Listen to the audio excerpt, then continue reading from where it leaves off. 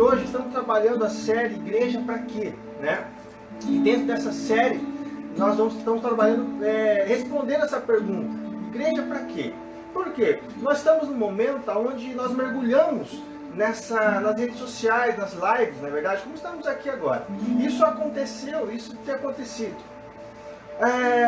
Corremos um risco de, nesse momento, algumas pessoas poderem perceber o quanto é gostoso estar em casa nas lives, estar acomodado em seu sofá, na sua casa, na verdade, não precisar se arrumar, trocar de roupa, sair, ir até a igreja, sentar, voltar e tal. Corremos esse risco muitas vezes. E eu estou trazendo aqui reflexões para mostrar o quão é importante a comunhão dos irmãos, o quão é importante estar na comunidade. E nesse mês estamos trabalhando essa série e hoje eu quero trabalhar esse tema com vocês para vivermos a missão de Deus em unidade. E igreja para quê? Para vivermos essa missão. Eu quero que você fique com a sua Bíblia aberta lá em João 17, no capítulo 20 a 23, tá bom? Segura lá aberto que eu já vou falar do texto, mas antes eu quero fazer algumas considerações com você. Igreja para quê? Há muitas definições, né, sobre isso. E muitas definições sobre igreja, o porquê igreja, são umas definições errôneas. Definições que não condizem de fato com o que ela é. Por exemplo, pessoas que falam que igreja é para enriquecer o pastor. Pessoas que falam que igreja é para alienar pessoas. Pessoas que dizem que igreja é para isolar pessoas do mundo. E etc. Várias definições sobre igreja nós ouvimos por aí. Porém, definições que não condizem com o que a igreja é de fato, a igreja bíblica. A igreja a qual Jesus nos ensinou. E essas convicções, e essas várias convicções, essas várias definições, aliada com esse tempo que estamos ainda em isolamento social, aqui em Rio de Janeiro, ainda estamos nesse distanciamento social, isso tudo pode levar algumas pessoas a um esfriamento. A um esfriamento a ponto de, quando voltar à comunidade, voltar às reuniões, muitos não vão querer ir. Por quê? Porque em casa está melhor. Terá várias lives, de fato tem várias lives, tem muitos pastores, irmãos, colegas, pastores, vários conteúdos muito bons, pregações muito boas, muito melhor do que a nossa. Mas eu quero dizer para você que é importante a igreja, é importante a comunidade. E ainda mais, juntando tudo isso, tem a questão da nossa comunidade de fé aqui em Rolim de Moura, por exemplo. 35 anos de comunidade. A minha idade, 35 anos. Foi organizada em 85. Tantas histórias aconteceram.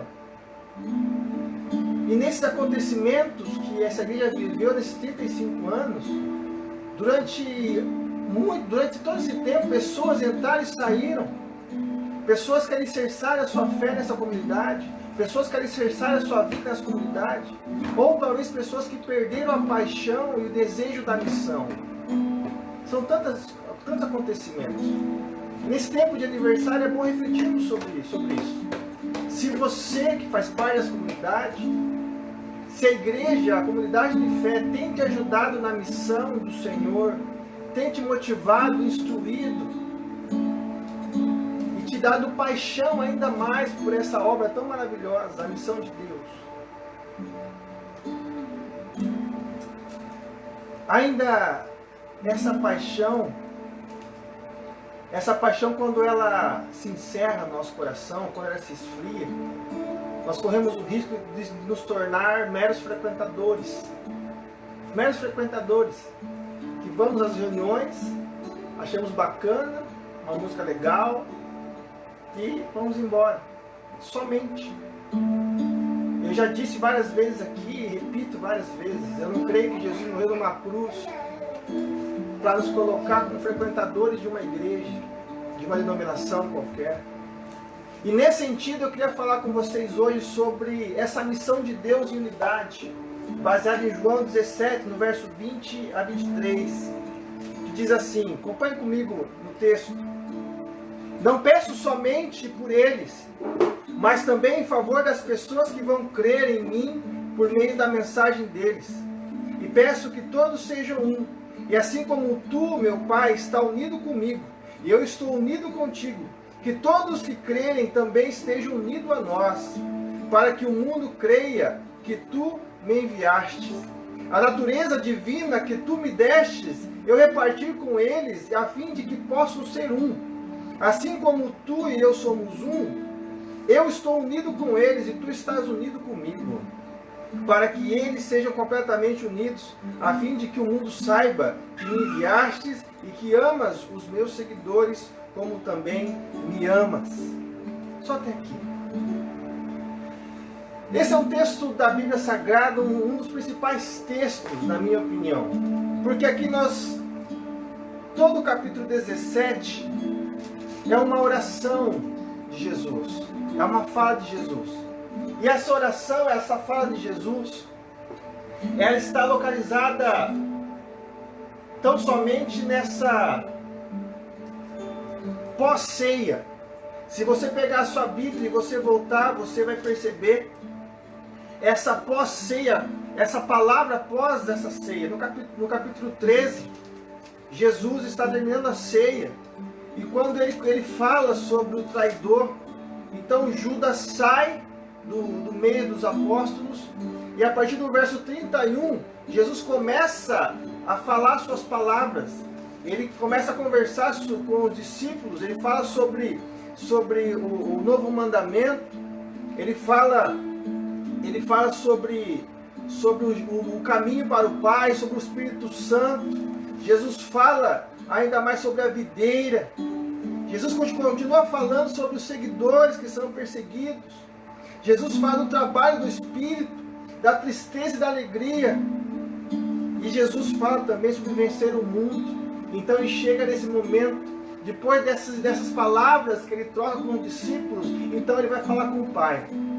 E aqui começa no capítulo 17 a oração de Jesus. E essa oração de Jesus nós podemos dividir em 3 partes. No versículo 1 a 5, Jesus, é a oração do próprio Jesus com o Pai. Isso é a conversa dele, o Filho, com o Pai. Ele está num diálogo ali com o Pai Todo-Poderoso. Ainda, no versículo 119, nós percebemos essa oração de Jesus para os seus discípulos.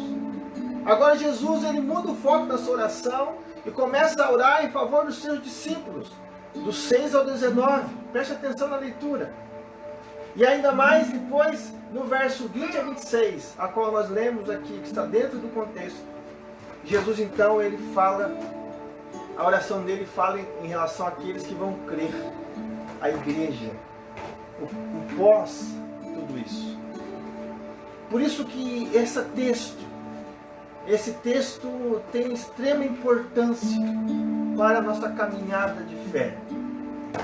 Porque Jesus, ele está aqui nos ensinando que esta unidade é importante para a nossa caminhada. Essa unidade é de extrema importância para a nossa caminhada. Se você perceber no texto que nós lemos, a partir do versículo 20, até agora aqui Jesus tem se concentrado naqueles a que ele havia ensinado, os discípulos, certo? Mas agora ele passa a dedicar àqueles que iriam acreditar no testemunho dos discípulos, no verso 20. Isto é, quem ia acreditar nesse testemunho dos discípulos? Nós, hoje. Nenhuma diferença foi entre... não há uma diferença entre aqueles que estavam ouvindo naquele tempo, naquele momento e hoje. Essa oração é tão atual, gente, porque nós estamos falando sobre isso. Jesus está ensinando tanto naquela época e já estava projetando aqui para os dias de hoje. Olha como é fantástico esse texto. E nesse sentido, ele diz o seguinte, que para ambos, tanto os discípulos naquele momento, quanto para nós hoje, nós precisamos prezar pela unidade. E o modelo dessa unidade, mais uma vez, é a relação do Pai e o Filho.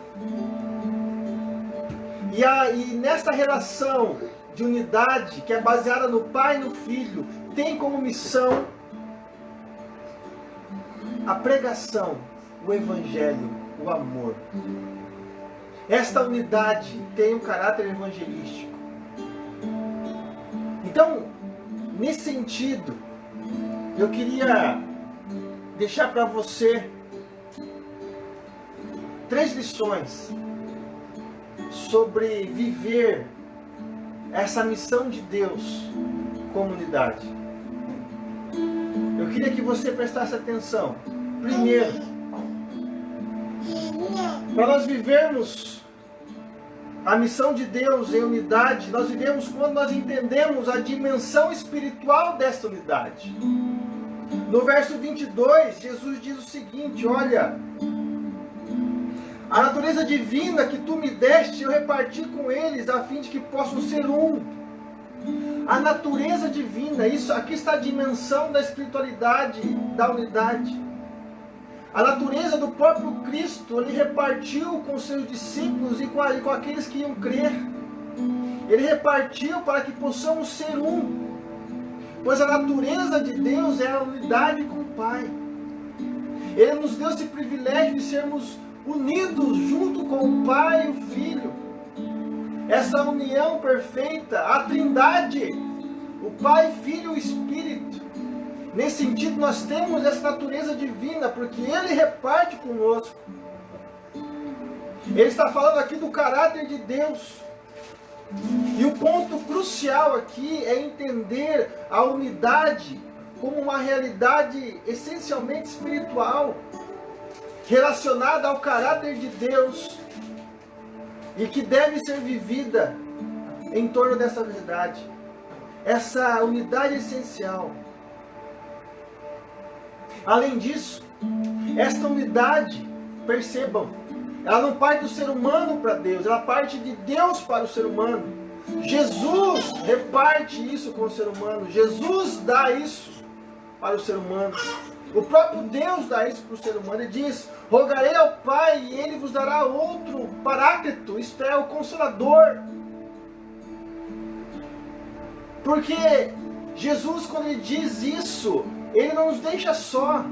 Ele diz depois que Ele mandaria o Consolador, o Paráclito, o Espírito, para que esse Espírito estivesse unido conosco e nos ajudasse nessa caminhada de unidade. Isto é, você e eu não estamos sozinhos nessa caminhada.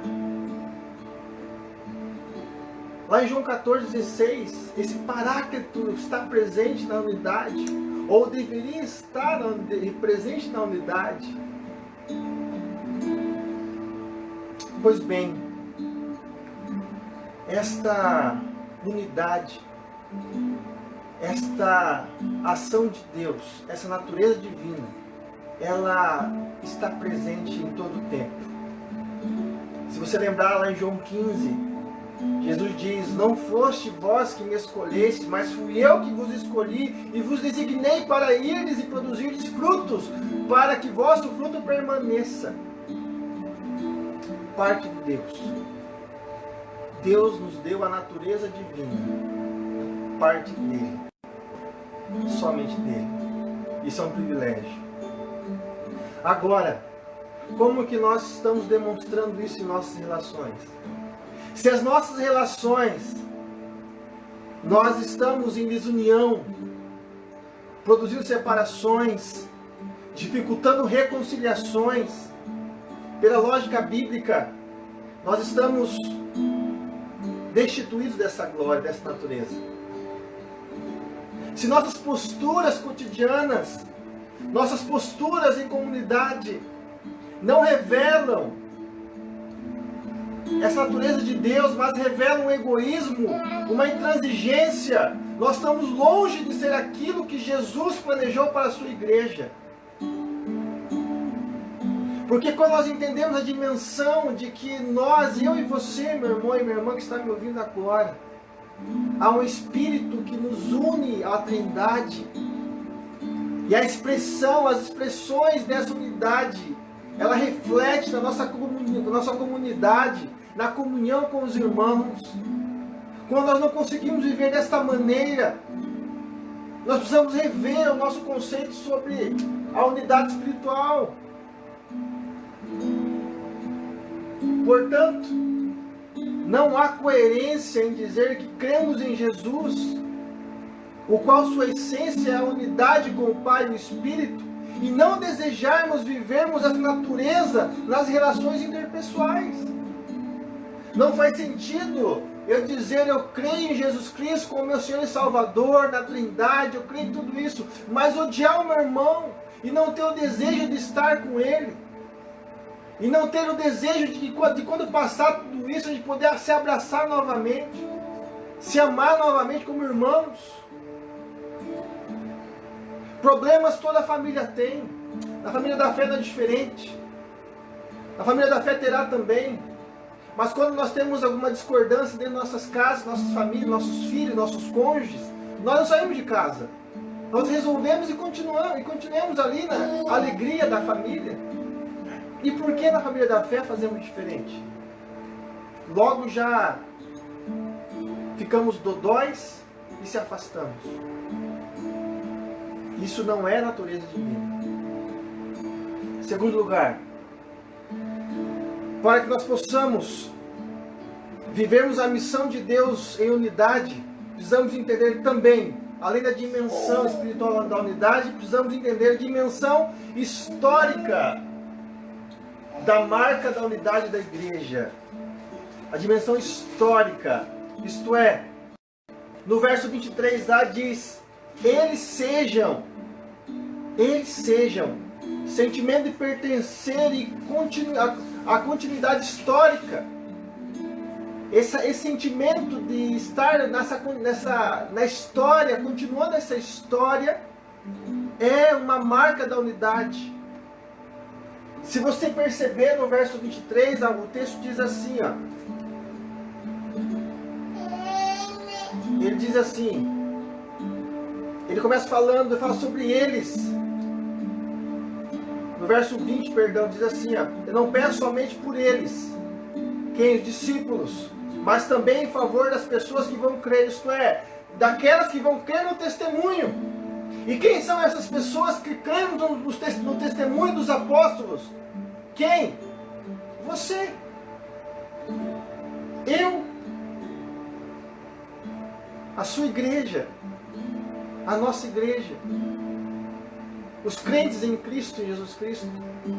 Nós somos essas pessoas. Isto é, Jesus nos traz aqui essa dimensão histórica como marca da igreja. Aquele que começa com o Pai, Filho e Espírito, a unidade. Ele é trazido para os discípulos ali, unidos, que se manifesta na igreja em Atos. E que vai se manifestando na história da igreja até chegar em nós. É uma dimensão histórica. E isso não pode parar aqui. Isso deve ter a continuidade. E tudo isso para que todos sejamos um. Que é a palavra de Jesus na oração. Todos nós temos que ser um. É um único processo histórico, ligando-nos como um só corpo. John Stott, ele diz numa frase o seguinte: a oração de Jesus, quando ele fala sobre esse texto, a oração de Jesus foi, antes e acima de tudo, para que houvesse uma continuidade histórica entre os apóstolos e a igreja pós-apostólica, isto é, a igreja primitiva, a nós agora. Para que a fé da igreja não viesse a mudar com o passar dos anos, mas permanecesse reconhecível do mesmo jeito, e que a igreja em cada geração pudesse merecer o título de apostólica, em virtude da sua lealdade à mensagem e à missão dos apóstolos. Isto é, a missão que Jesus deixou para os discípulos, para os apóstolos, a qual ele diz aqui. Esta missão foi dada à igreja primitiva, que foi dada a Paulo, que foi dada às igrejas gentílicas, que foi dada às igrejas, a igreja depois, as igrejas que vieram na história, e chegou hoje até nós. Essa mesma missão, ela é a mesma missão que Jesus nos traz. E se nós não estamos vivendo isso, é porque nós estamos fora dessa marca, dessa unidade da igreja. E essa missão deve continuar da mesma forma. Olha que interessante, Jesus está lá, há mais de 2000 anos atrás, falando de algo que iria acontecer hoje, comigo e com você, em nossas comunidades, em nossas relações interpessoais de irmãos de fé. Portanto, o chamado de Jesus é para sermos aquilo que Ele desejou, e não aquilo que criamos para satisfazer a nossa comodidade. O grande problema é que nós saímos dessa marca histórica porque nós criamos maneiras de ser mais cômodos a nossa caminhada cristã. Mas não existe dois caminhos, é apenas um. É um caminho apenas. E Jesus nos chamou para esse caminho. O caminho de sermos um como Ele foi com o Pai. O caminho de sermos um com os outros irmãos. O caminho de vivermos na unidade junto com a igreja de Cristo, a qual Ele é o cabeça. Muitas vezes em nossa caminhada nós criamos práticas como igreja que tem a intenção de mantermos nossa comodidade, em vez de ser aquilo que Jesus quer que sejamos. Isso às vezes acaba se tornando uma verdade em nossas vidas eclesiásticas, mas não é. Porque é muito fácil, como eu disse no início, nós frequentarmos uma igreja. É simples, é fácil. Eu sento, ouço uma pregação. Se o pastor for bom, ele vai pregar uma bela mensagem. Se a banda for boa, uma bela música. Mas foi para isso que Jesus te chamou? Foi para isso que Jesus nos chamou? Não! Jesus nos chamou para abraçarmos, para amarmos, para sentirmos a dor do outro. Como disse semana passada, para chorarmos com os que choram, para se alegrar com os que se alegram. Foi para isso que Jesus chamou a igreja. E essa é a nossa missão. No mundo individualista que vivemos, num mundo voltado para o egoísmo, para o eu, onde o ser humano é o centro de tudo, Jesus nos chama para fora, para que Ele se torne o centro, para que a unidade se torne o centro, para que nós vivamos essa missão aonde nós estivermos, seja em Rolim de Moura, seja em Ji-Paraná, seja em Seringueiras, seja onde for. Em terceiro lugar, para vivermos essa missão de Deus em unidade, nós precisamos entender que é um privilégio viver a missão. É um privilégio viver essa missão em unidade. Na parte 23b do texto diz assim: a fim de que o mundo saiba que me enviastes e que amas os meus seguidores como também me amas. Então, qual que é o sentido de estarmos unidos com o Pai, com o Filho e com o Espírito, estarmos unidos entre irmãos? Para que o mundo saiba que Jesus é o Filho de Deus. O mundo verá o propósito de Jesus no mundo através do amor daqueles que o seguem. Há uma missão nessa unidade. Há uma missão nessa caminhada. Em Atos 2, que mostra ali o início da igreja, fica claro para nós que foi a dedicação dos cristãos na palavra, na comunhão, na oração, que atraiu as pessoas a Jesus. Essa unidade era analisável e mensurável a partir dos encontros constantes e do compartilhar seus bens, repartindo-os com os que tinham necessidades dentro da comunidade. Eles se reuniam em grupos pequenos nas casas para um tempo de comunhão e participação das refeições com grande alegria e gratidão. Essa é a maneira da igreja revelar a glória de Deus.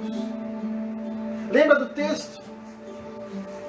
Enquanto eles viviam tudo isso, Deus ia acrescentando dia após dia a unidade do povo de Deus, a unidade da igreja, a unidade dos irmãos tem um poder devastador na vida da humanidade, na vida do pecado.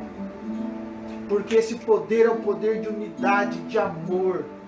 É um movimento que atrai as pessoas. Pessoas que são escravizadas por um mundo egoísta, individualista, aonde ninguém sente a dor do outro. Quando há espaços que fazem isso, quando há pessoas que demonstram isso, ela se torna a luz no meio das trevas.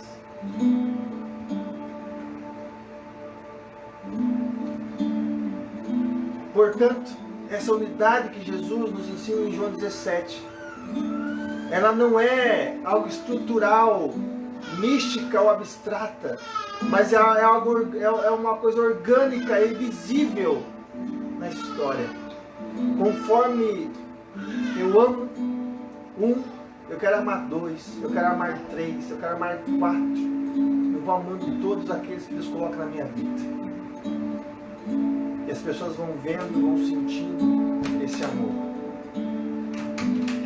E isso pode ser medido. E isso pode ser medido através de ações de reciprocidade e vivência objetiva dos princípios divinos. A unidade é tão realista e perceptível que o mundo pode vê-la a fim de crer. Isso é fantástico, gente. Isso é o poder do amor, da unidade do Espírito, da Trindade em nossas vidas. Onde o mundo conhece o Jesus, o Filho de Deus, através das relações de amor. Será que como igreja estamos expressando uma unidade espiritual sociologicamente analisável e compreensível? Será que a sociedade tem compreendido e analisado a unidade da igreja? Pense como igreja de Rolim de Moura. Pense como igreja de Paraná. Pense como igreja de Seringueiras. Pense se as pessoas da sua cidade, os seus amigos, as pessoas do seu convívio social têm visto na sua igreja, na sua comunidade de fé, esta unidade. Me responda uma coisa, alguém um dia já perguntou para você: nossa, como lá na sua igreja as pessoas são diferentes, né? Elas se relacionam tão bem com as pessoas. Fulano de tal tem um bom testemunho na cidade, sempre sorridente, fala com as pessoas, abraça. Será?